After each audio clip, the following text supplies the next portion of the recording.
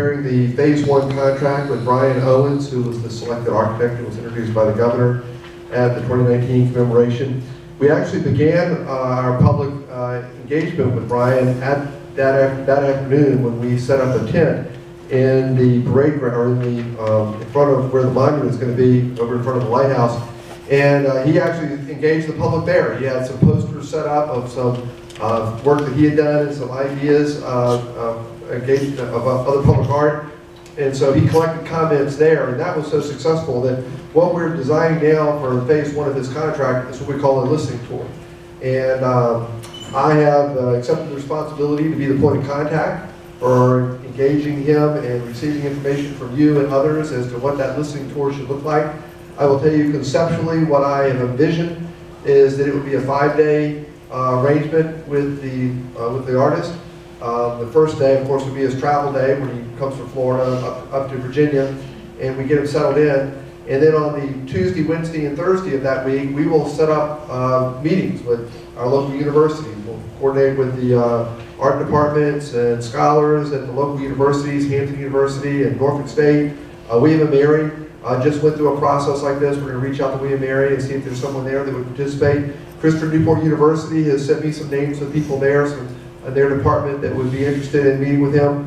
We also think that there's an opportunity for the public school system, so I'll be meeting with the local public schools to see how can we engage students at different ages in an opportunity to meet with the artist.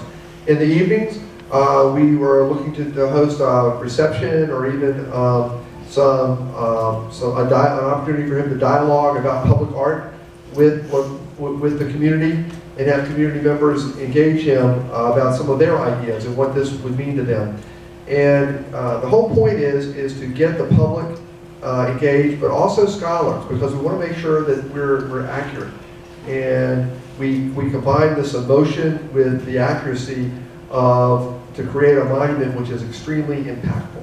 And so that's the challenge that I've accepted as I've tried to create this listening tour.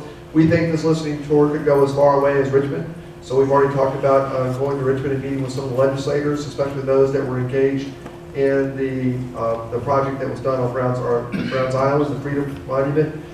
So I think Carrie and I are going to have a good time with this. And we intend to have 3 full days of keeping him very, very busy, and then we'll put him on a plane or his car and send him back to Florida on Friday. And his job then is to go and take all this information along with the research he's doing. Like right now what he's doing is he's actually doing research. He's building a foundation of knowledge, which he did a really good job for even in the interview process. But one of the things that we challenged him with was he heard us talk a lot about where the Africans came from.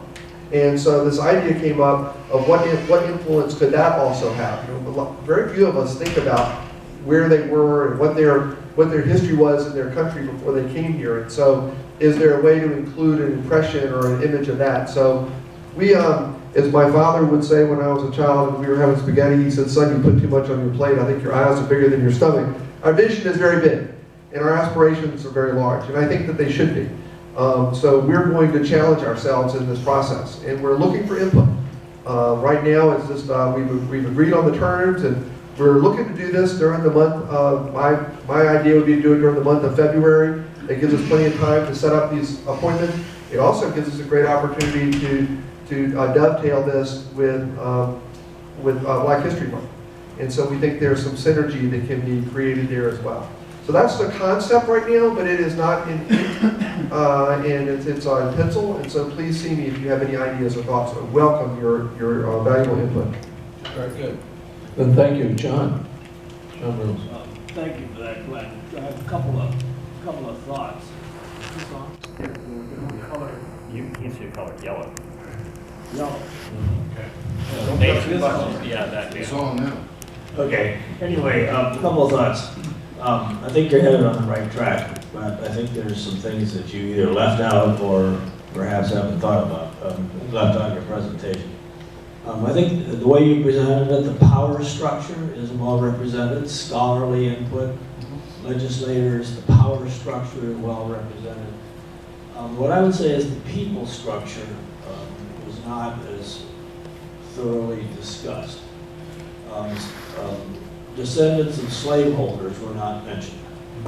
And I think it's critical that descendants of slaveholders be a part of this listening session.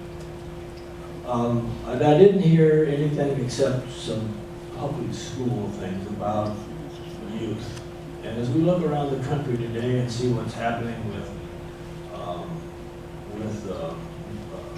murals, for instance, in schools, which depict Indians or African Americans in a certain way, which some people are saying, some older people generally are saying, these should be removed from the school halls, the places we are. Younger people are saying, that's probably not the right solution. Removal of history is not the right solution. My point here is that I think that there should be a focused approach to try to get views of thoughtful young people about how they see the history taking place, not just the old people that lived through the civil rights movement. Well, thank you, John.